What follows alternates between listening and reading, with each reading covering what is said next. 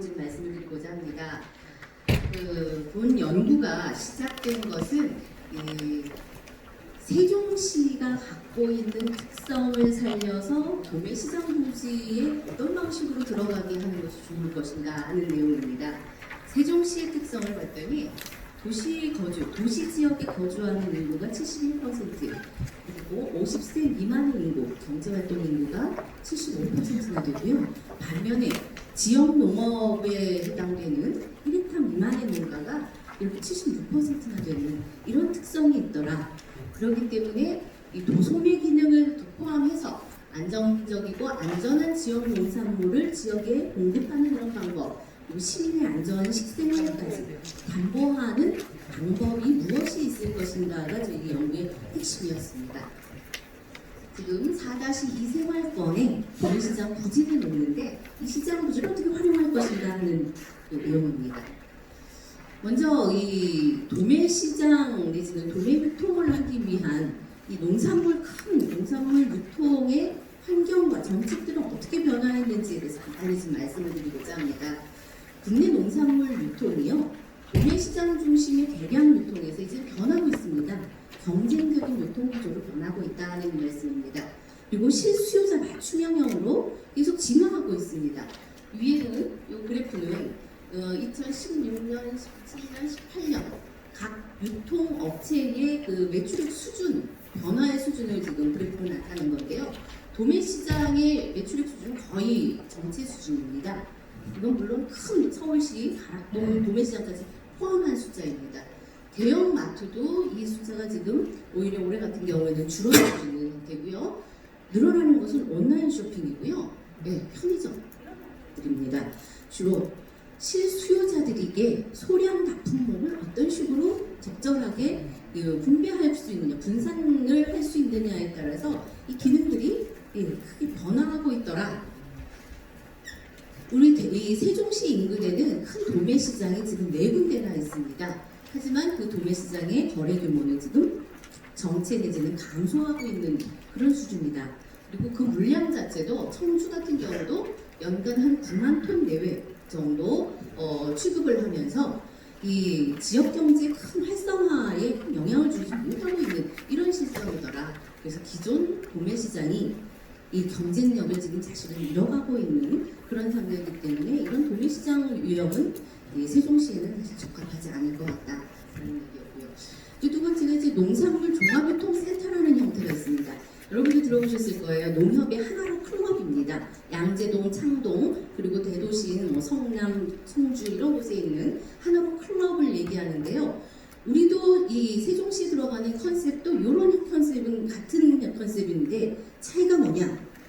이때는 농협 유통 내지는 농협 중앙회가 직접 운영을 하면서 전국 유통을 합니다. 전국 농산물, A급 농산물, 우수한 농산물 중심으로 판매하는 형태였습니다. 그래서 대형 유통업체와 그 판매 형태가 크게 다르지 않았다. 자, 우리는 이 형태를 취하거나 아주 도소매를 같이 취급하긴 하지만 전국의 농산물이 우선이 아니라 우선 세종과 이 인근 지역의 농산물을 우선 취급하는 형태로 한번 들어가 보겠다 하는 것이 지금 차이입니다. 그 다음 이제 유통 정책도 변화하고 있습니다. 2013년 유통구조 개선 정책에서 나온 큰 정책이 4가지 정책이 나옵니다만 3가지 정책은 규모화 유통, 조직화 유통 통해가지고 대량 유통이었습니다. 근데 이 대량 유통의 정책들은 아시다시피 지금 형태는 더 이상 성장하지 않은 정책 또는 감소하는 이런 시장인데 반면에 로컬 푸드 관련 정책들은 성장하는 지금 또 지역 푸드 플래너의 형태로 진화하는 중이다 하는 것을 말씀을 드립니다. 자, 이런 그 유통의 정책과 환경의 변함에 따라서 우리 지역의 그 유통 소비 세부적으로 들어가면 어떤 모습일까 하는 부분입니다. 세종시가 2007년인가요? 세종시의 이제 단계별 목표를 지금 세우고 인구 목표까지 지금 나왔습니다. 2007년에.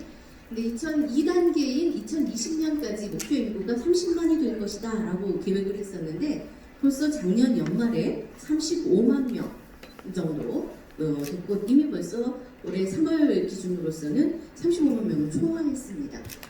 그만큼 하는 얘기입니다. 그리고 옆에 있는 것은 인구, 연령별 인구의 그래프입니다. 앞에서도 말씀드렸지만 20세 미만의 인구가 25.8%, 대단히 젊은 그런 도시인 거죠. 경제활동 인구가 47.8% 해가지고 50세 미만이 70%가 넘는 곳, 우리나라에서는 세종시가 유일합니다. 이런 그 인구 구조를 가지고 있기 때문에 먹거리 소비의 구조도 다르다는 얘기입니다. 세종시 전체 인구의 먹거리 소비 시장을 환산을 해봤더니 단위가 숫자에 좀 빠졌습니다. 4,294억 원 정도 계산이 됩니다. 자, 그 중에 먹거리 공공시장이라고 저희가 이름을 붙였는데요. 이거는 정부나 지자체의 예산으로 지원되는 학교급식, 또 복지급식, 또 요양시설이나 의료시설에서 먹는 이 먹거리들, 이것을 쭉 모아본 겁니다. 이거는 이윤을 추구하는 그런 상거래가 아닌 부분인 거죠. 그리고 예정된 이 지역의 이 부분만큼은 반드시 소비가 되고 있는 그런 예정된 소비입니다. 이런 예정된 소비를 살펴봤더니 전체 먹거리에 806억 정도의 시장이 형성돼 있고 이 부분은 전체 먹거리의 18.8%나 해당이 되더라. 예, 우리가 농산물 유통에서 어려운 부분은 뭐냐면 수집과 분산이라고 얘기해요. 다양한 작은 농가들을 수집을 해서 그걸 어떤 식으로 다양하게 또 분산을 해야 되는데 그것이 어렵기 때문에 계약 재배라든지 어떤 형태든지 좀 미리 예정된 그 생산과 예정된 소비를 하면 이 위험 부담을 줄일 수 있지 않을까. 농산물 유통에서 핵심입니다. 그렇기 때문에 이 지금 먹거리의 공공시장의 규모 806억이라는 이 규모는 소비자 조직화라는 형태를 취하지 않더라도 기존에 소비해야 할 시장이다. 이것만큼은 지역 농산물로 충분히 공급 가능한 그런 범위다라는 말씀을 드립니다. 자, 세종시 농업입니다. 간단하게 넘어가겠습니다. 도시형 농업 형태를 이미 전환을 했고요. 고령화 또 소농 위주의 농업 형태, 예, 다른 지역보다 좀 크긴 합니다만 이런 유사한 형태가 나타나고 있다는 얘기고요. 재밌는 것은 세종시 로컬푸드 직매장이 이제 운영이 되면서 자급률을 지역의 자급률, 지역에서 생산된 것이 지역에서 소비되는 자급률을 환산해 봤습니다. 이거는 세종 로컬푸드에서 제일 많이 판매되는 10개 품목을 중심으로 살펴본 건데요. 자급률이 물론 10개 품목은 자급률이 대단히 높습니다. 주요 품목인 거죠. 주요 생산 품목들. 자급률이 100%, 300%가 넘는데요. 로컬푸드 2개 점에서 취급하고 있는 이 물량 자체가 전체 소비량의 이 정도 10% 내지 20%까지 취급하고 있더라는 얘기를 봤습니다. 이거 대단히 높은 비율이거든요. 무슨 얘기냐? 지역 수요량의 이 로컬푸드 직매장이 지역의 자급률을 높이는데 크게 기여하고 있다는 얘기입니다. 지금 공공급식센터, 급식지원센터가 5월에 이제 완공이 될 걸로 알고 있는데 거기에 덧붙여서 이 농축산물 복합유통 단지가 만들어진다면 이 지역의 세종시의 품목별 자급률은 훨씬 더 높아질 것이다. 그것을 기대할 수 있다. 이렇게 예측을 할 수 있는 부분입니다. 예, 세종시 그럼 유통의 형태는 어떻게 되고 있느냐? 소매점입니다. 옆에 왼쪽의 그래프는 소매점이요. 2013년부터 18년까지 소매점 증가수입니다. 육류의 소매점 수랑 또 첨가물에 취급하는 소매점 수는 크게 증가하는데 수산물 취급하는 그 소매점 수는요. 2018년에 22개까지밖에 없더라고요. 대단히 숫자가 적더라. 인구 증가에 비해서 수산물을 판매하는 점포 수가 대단히 적다. 이런 얘기고요. 오른쪽에 있는 그래프는 음식점 수입니다. 일반 음식점이라든지 음식점이 크게 늘어나고 있는데 가장 큰 비중은 단체 급식이었습니다. 기관 내 구내 식당업, 단체 급식을 하는 이 식당업이 크게 이제 숫자로는 적습니다만 취급량으로서는 대단히 큰 숫자다. 그걸 알 수 있었다. 그래서 말씀드리고요. 자, 로컬푸드 직매장의 작년 연간 매출이 273억이었습니다. 그러면 비교를 해본 겁니다. 옆에 있는 왼쪽에 있는 것은 지역 농협, 세종시에 있는 지역 농협의 판매 실적들을 한번 쭉 본 겁니다. 판매 실적은 2014년에 950억 정도 수준에서 계속 내려옵니다. 그래서 2019년 작년에 600억 미만으로 내려왔습니다. 그러면 그 나머지 350억은 어디 갔느냐? 왜? 로컬푸드 직매장을 출하한다거나 아니면 우리 그 도로변에 있는 생산자 직판시설 거기에서 판매량이 크게 늘어났다. 저희는 이렇게 추정을 하고 있습니다. 자, 그래서 로컬푸드 직매장이 가지고 있는 힘이 이 정도다 하는 얘기입니다. 그래서 구해봤습니다.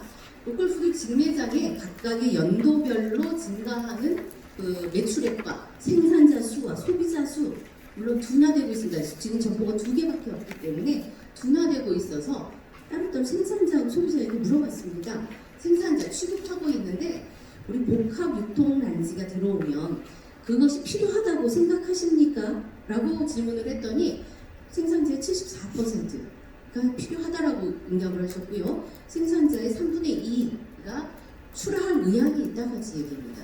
이 복합유통단지는 도매시설입니다. 지역농산물 도매시설을 만들면 이용할 의향이 있다라는 것이 높아졌고요. 반면에 이제 소비자들입니다. 로컬푸드를 이용하는 소비자들에게 세종시에 살면서 농축산물 구매하는데 불편사항이 있습니까? 라는 질문을 했더니 중고공단입니다.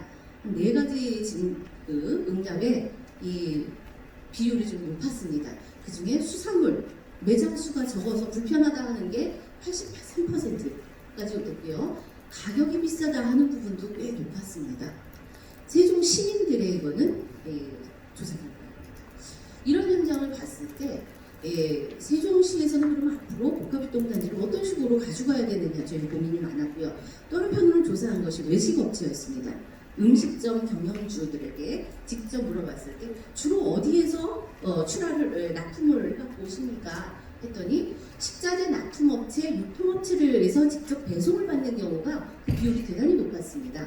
특히 이제 수산물 따로 떼어놓고 보면요, 업종에 따라 차이가 있지만 직접 식자재 납품업체의 비중도 높고요. 또 하나는 일식업 같은 경우에는 직접 산지에서 조달하는 경우도 높았다. 신선도가 중요하기 때문에 그런 방법이 있었다. 그래서 이 외식업체, 음식점 경영주들에게 그럼 우리 세종시에 복합유통단지가 센터가 들어온다면 이용할 의향이 있습니까? 어떤 조건일 때 이용하시겠습니까? 라는 질문을 했더니요. 구매 의향은 거의 60몇 %인가요? 67.5%까지 구매 의향이 있다. 왜? 이런 그 복합유통센터가 식자재 납품업체, 식자재 유통업체와 같은 역할을 해준다면 충분히 이용할 의향이 있다라는 얘기였습니다. 그 중에서도 수산물, 오른쪽 아래 그래프가 수산물에 대한 이용 의향인데요. 수산물에 대한 이용 의향은 특히 높았습니다.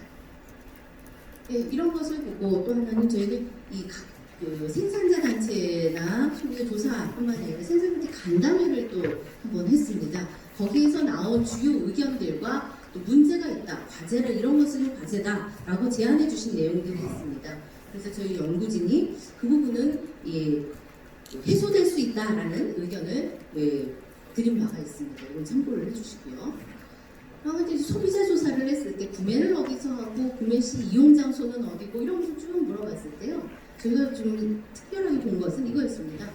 농축산물은 세종시에서 구매하는 비중이 90%고 시외에서 구매하는 게 10%였습니다만 수산물에 와서는 시내에서 구매하는 것보다 시외에서 구매하는 비중이 21% 대단히 높게 나오더라.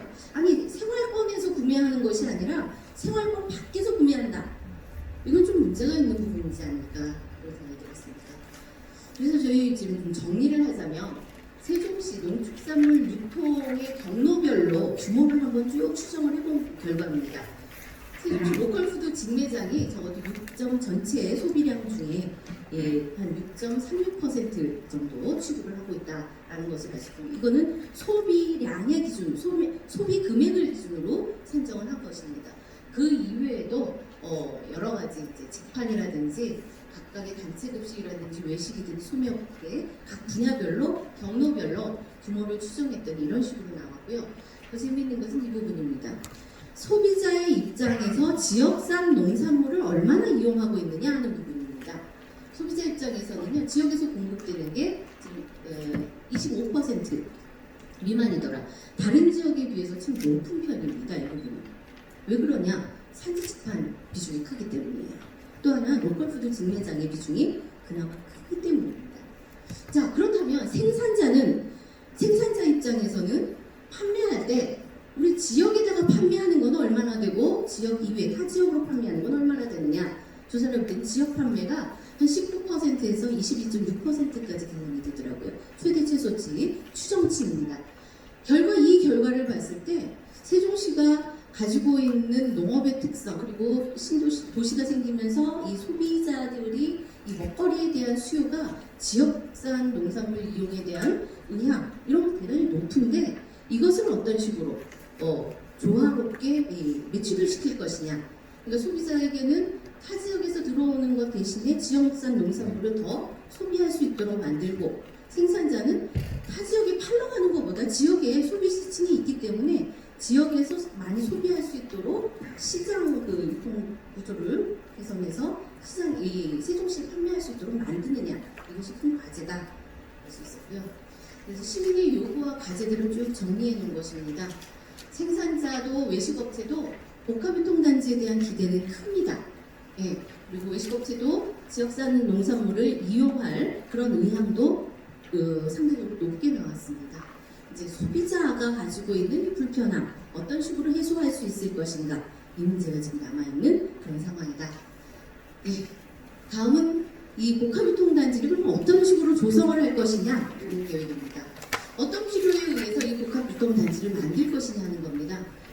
인구가 30만이 넘어가니까 소매 기능 이게 활성화가 되고 지역경제 중요한 먹거리 소매지 않습니까?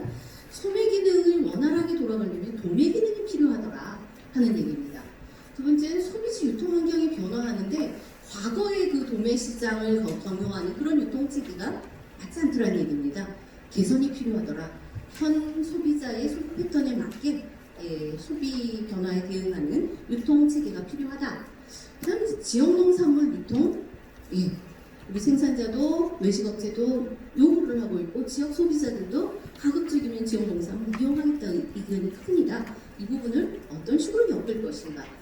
그 다음 중요한 건 인구의 비중에 맞게 젊은 경제활동 인구가 많은 그런 부분이기 때문에 먹거리의 공공성, 학교급식, 단체급식, 공공급식에 먹거리의 공공성, 안전하고 안심할 수 있는 그런 먹거리의 이 공공성을 어떤 식으로 실현할 것인가. 이 큰 네 가지의 필요성을 중심으로 저희는 살펴봤습니다. 그 필요성들을 조금 더 이제 구체적으로 만든 것이 이겁니다. 인구가 증가하는데 도매 기능 필요하고 로컬 푸드가 성장을 하는데 한계가 부딪혀 있다. 어떤 한계냐? 소매는 가능한데 도매 기능이 없다 보니까 계속 소매점을 시에서 직접 만들어야 된다. 이건 대단히 비효율적이거든요. 이런 부분을 도매 기능을 통해서 만들자는 얘기입니다. 그래서 공공성을 강화해서 궁극적으로는 생산자도 또 소비자도 지역 경제도 원활하게 돌아갈 수 있는 지역 유통 순환 체계를 만드는 것이 좀 중요하지 않을까. 그래서 이 필요성, 기본 방향은 이렇게 잡았습니다. 공공성을 유지해보자. 공공성이 뭐냐라고 했을 때 우리가 도매 유통, 도매 시장에서는 도매 시장도 처음에 만들 때는 공공성이었습니다. 그런데 주인이 누가 되느냐? 법인, 도매법인과 내지는 중도매인들이 주인이 돼버린 거예요. 이 공공성을 이제 지역의 생산자와 지역의 소비자가 주인이 되는 그런 구조로 만들어보자는 얘기고요. 그 다음 안심할 수 있는 농산물 거래를 해보자. 이 지역에서 생산된 것을 검사도 좀 제대로 하고 PLS라든지 안전성 부분에 있어서 강조를 하면서 지역의 생산자가 지역의 소비자의 생명을 위한 또 지역 소비자는 지역 생산자들이 생활을 유지할 수 있게 하는 이런 유통구조 만드는 거 공공성으로서 협력과 지원이 좀 필요하다. 또 지역경제 활성화를 통해서 우리 지역 내에서 유통되고 지역 내에서 순환이 된다면 부가가치가 우리 지역 내에 머물고 있는 겁니다. 그런 거 좀 만들어보자. 또 하나는 시민의 접근성이 강화되는 이 공간은 상인들의 것이 아니라 시민들의 것이다. 시민 생산자의 것, 시민 소비자의 것으로 만들어보자 하는 이런 컨셉을 가지고 기본 방향을 정했습니다. 그래서 주요한 기능은 상거래 기능 반드시 있어야 되고요. 농산물 가공 기능도 들어가자. 지금 농업기술센터의 소규모 가공의 형태는 좀 있습니다만 그 부분을 조금 더 시장 지향적으로 만들어서 좀 넣어보자. 그래서 가공 기능을 좀 더 활성화시키자. 그리고 세 번째, 수급과 안전성을 관리하자. 우리 농산물에 관한 그 주요 기사들이 나올 때마다 어떤 내용이냐면 뭐 가격이 폭등했다, 가격이 폭락했다, 그래서 산지 폐기했다, 이런 내용들이거든요. 전국 단위 유통에서는 그런 것이 비일비재한데 지역 유통이라면 이런 부분을 조금 더 완화시킬 수 있습니다. 왜? 가까운 데 있기 때문에 이 정보가, 수급 정보가 즉각 전달이 되고 필요한 부분에 대해서 정유통을 하지 않아도 지역에서 소량 납품목으로 공급할 수 있는 체계를 만들어 가자는 얘기입니다. 관리 기능 강화하고 공익적 기능 강화하고 복합 물류, 단순하게 거래만 하는 것이 아니라 여기서 전처리 시설에서 깐양파를 만든다든지 또 절단까지, 세척 절단까지 해가지고 음식점 외식업체에 공급을 한다든지 이런 기능까지 포함하고 택배 기능, 식자재 업체가 하는 유통 택배 기능도 이곳에서 한다면 이용할 수 있는, 지역 농산물을 이용할 수 있는 그 범위는 지역 전체 효과가, 파급 효과가 커질 것이다. 우리는 그런 기능을 가진 유통 단지를 한번 만들어 보자 하는 얘기입니다. 예.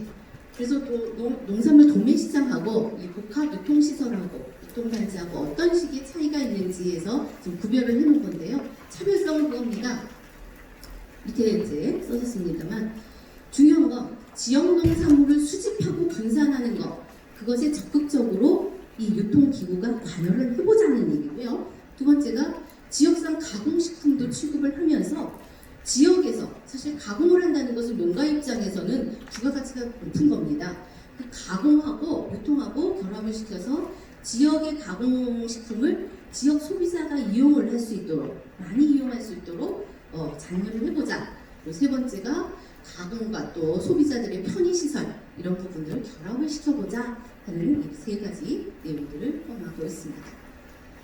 예, 비전과 과제와 목표를 한번 정리해 봤습니다. 비전은 그겁니다. 지역 농산물을 가급적 지역에서 소비할 수 있도록 이용을 촉진하는 도소매 기능을 만들겠다는 얘기입니다.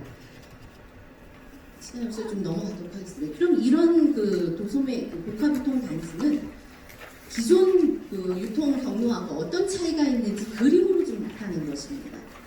이 복합유통단지가 도매시장을 거치고 각각의 업체들에게 수집과 분산이 됐다면 이제는 우리는 이 세종 복합유통센터를 중심으로 지역농협과 지역 생산자들을 연결시키면서 유통단계를 축소하는, 가급적이면 축소하는 그런 단계로 해보자. 그러니까 2단계 정도의 유통단계로 만들어보자, 이런 얘기고요. 그것이 수산물도 마찬가지고 축산물도 가급적이면 유통 경로를 줄이는 방법, 그것을 택하는 것이 지금 농축산 복합유통 단지입니다. 예. 그러면 여기에는 주요 시설이 어떤 식으로 들어갈 것이냐? 도매시설, 소매시설, 물류시설, 기본적으로 시장의 시설은 들어갑니다. 그리고 더 나아가서 가공시설이 들어가고요. 정보지원, 이건 세종푸드 통합지원센터를 통해서 정보지원을 하겠다. 무슨 얘기냐? 수집과 분산에 적극 개입하겠다라는 얘기입니다. 예, 생산자들 알아서 오십시오가 아니라 수요자들, 소비자들이 품목이 이러이러한 품목이고 이런 품목들은 외지에서만 들어오는데 우리 지역에서도 한번 만들어 보십시다. 소량 품목 누가 해주시겠습니까? 적극 개입하겠다는 얘기입니다. 그리고 반면에 소비 입장에서도 수요자들은 정해져 있습니다. 그 수요자들에게 우리 지역에서 생산되는 품목들, 시기별로 집중돼서 생산되는 품목들도 있으니 지금 품목을 이용하는 시기를 좀 조절해서 우리 지역에서 많이 생산될 때는 그 생산물이 많이 소비될 수 있는 방법의 메뉴를 선택해 주십시오 라고 얘기할 수 있는 것이 세종푸드 통합지원센터의 할 일입니다. 그 이외에도 도농교류시설과 기타 시설이 들어가도록 되어 있습니다. 이 복합유통단지는 단계별로 추진을 지금 제안을 합니다. 처음에는 위험이 좀 적은 부분, 저희는 지금 앞에서 소비자들 조사를 했을 때 수산물에 대한 수요가 가장 컸기 때문에 수산물 분산물류센터 도입을 제일 먼저 지금 건의를 드리는데, 물론 지역 농산물 아닙니다.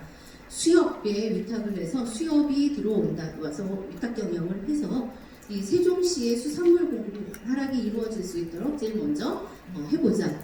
의견 조율을 했더니 의사는 있다라고 밝혔습니다. 두 번째는 2단계에서는 그다음부터는 지역 농산물, 그다음 지역 축산물 중심으로 직판 도소매 사업을 해보자. 세 번째는 3단계는 이것이 좀 안정화되고 체계화된다면 그 이후에는 전국적인 광역 도매 배송, 지역산 농산물, 가공식품도 취급하는 단계별로 이렇게 좀 넓혀보자 이런 생각을 가지고 있습니다. 건축계획입니다. 건축계획 취급 물량 2030년 지금부터 한 10년 후에 취급 물량이 어느 정도 될 것인가라는 것을 추정을 했습니다. 세종시에 만들면 세종시만 이용을 하는 것이 아니라 그 2권역, 3권역이라고 표현했는데요. 인근 지역에서도 충분히 이용할 수 있기 때문에 그 퍼센트 취급 가능 비중을 최대 세종시 먹거리 취급 그 물량의 최대 50%까지 한번 취급을 가능하다라고 추정을 하고 계획을 했더니 약 13만 톤 정도가 취급할 수 있겠다 하는 가설이 세워졌습니다. 이 취급 물량을 중심으로 건축을 그럼 어떻게 할 것이냐라고 했을 때 건축 계획의 두 가지는 배치 계획과 물류 계획을 중심으로 이 세종시의 유통의 중심 거점이 되도록 한번 만들어보자 하는 얘기였습니다. 그래서 다른 계별로 이것도 좀 나눠봤을 때 수산물과 농축산물 유통만 할 것이냐 아니면 세종푸드 통합지원센터까지 같이 넣어서 할 것이냐라는 안을 가지고 면적을 한번 다른 지역의 사례들, 유사 사례를 검토를 통해서 면적 적정 시설 면적을 추정을 했습니다. 이 결과 저희가 추정해서 이제 의논해본 결과 세종푸드 통합지원센터가 포함된 이안을 저희가 추진하는 것이 맞겠다. 그것이 필요성과 또 기본 계획에, 기본 방향에 적합하신 것이 아닌가. 그리고 시설 면적은 중규모의 시설 면적으로 들어가서 1, 3단계 건축 계획을 세워서 한번 들어가 보자. 건축의 기본 계획은 있겠습니다. 그 수산과 그 1단계에 들어가는 수산과 2단계, 3단계에 들어가는 그 농축산물 유통센터를 남북으로 배치할 것인가 동서로 배치할 것인가 이런 차원이었습니다. 이것은 앞으로 향후 의견을 거쳐서 결정을 해야 할 부분입니다. 그래서 이건 동선 배치 구상과 동선들을 본 거고요. 세 번째는 수직적으로 이렇게 조림을 만들어 보니 이런 식의 건축이 들어갈 수 있더라 하는 예산안입니다. 물론 이거는 언제든지 바뀔 수 있습니다. 이 남북 배치와 동서 배치의 장단점을 좀 설명해 놓을 것이고요. 네, 넘어가겠습니다. 주요 사업 일정입니다.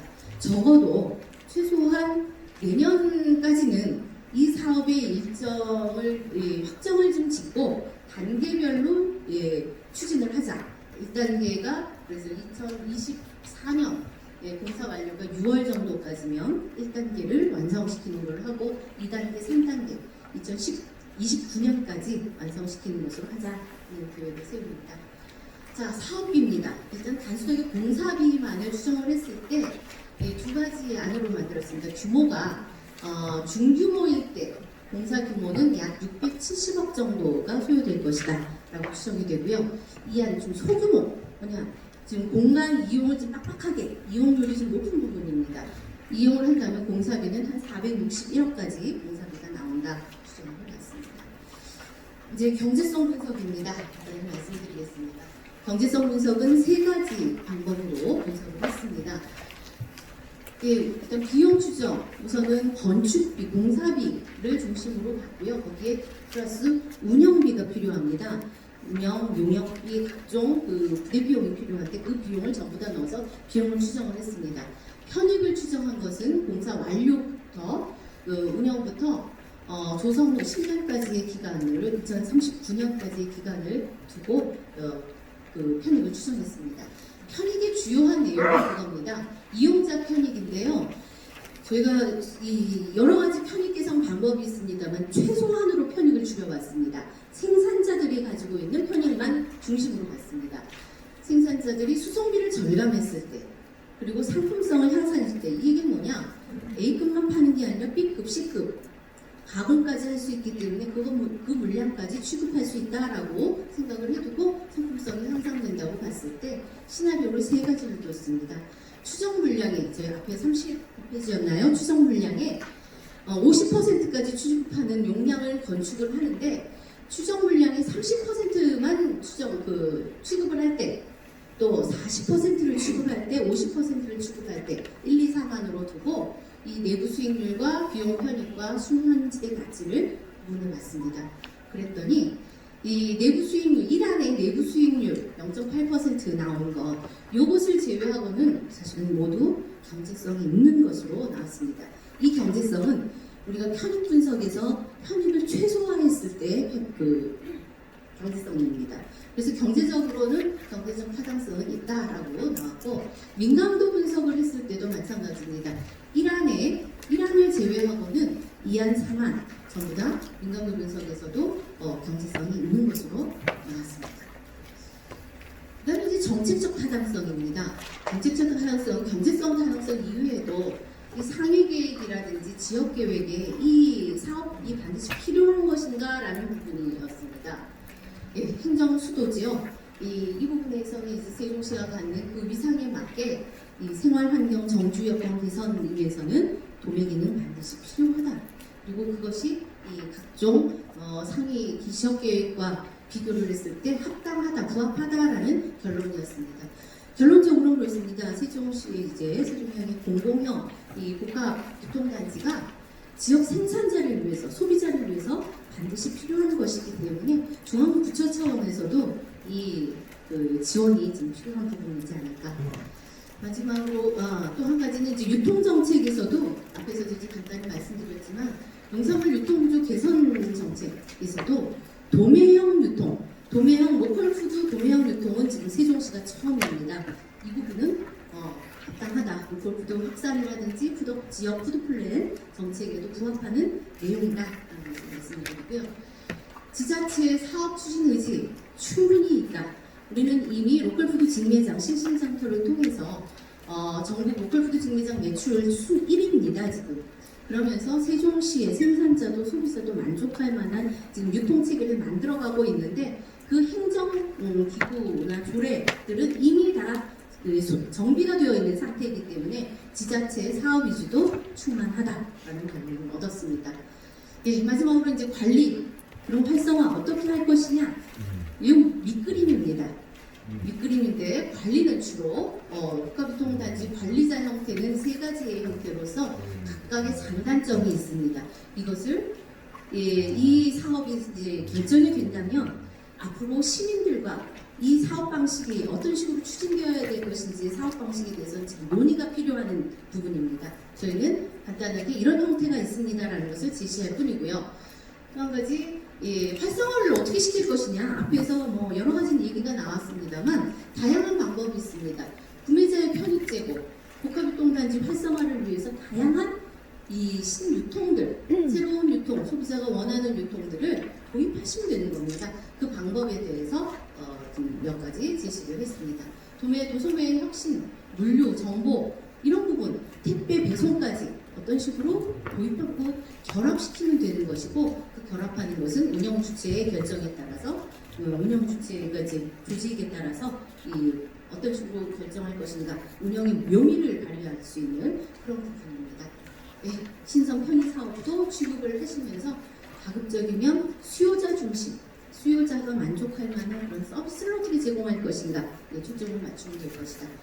그리고 세종푸드 통합지원센터를 통해서 단순하게 이게 상거래로 끝날 것이 아니라 지역의 먹거리라는 것이 사실 수집과 분산 다양한 이해관계자들이 얽혀 있는 부분입니다.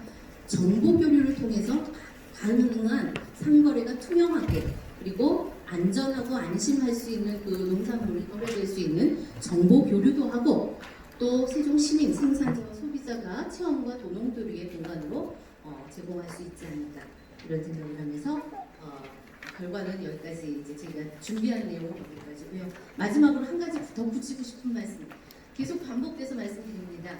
로컬푸드형, 도매형입니다. 로컬푸드의 소매 형태, 직매장 형태는 많았습니다만 이 형태는 세종형 지금 복합유통단지는 로컬푸드 도매형을 지향하는 겁니다. 이 모델은 각종 지금 지방 도매시장들이 아주 침체되어 있는 지방 도매시장들이 많습니다. 33개의 도매시장 중에 반 이상, 절반 이상은 사실 지방 도매시장이 침체되어 있습니다. 저는 그 지방 도매시장에 이 세종형 복합유통단지가 롤모델이 되지 않을까, 그것을 기대하면서 오늘 용역 발표를 마치도록 하겠습니다. 감사합니다. 잠시 후 오늘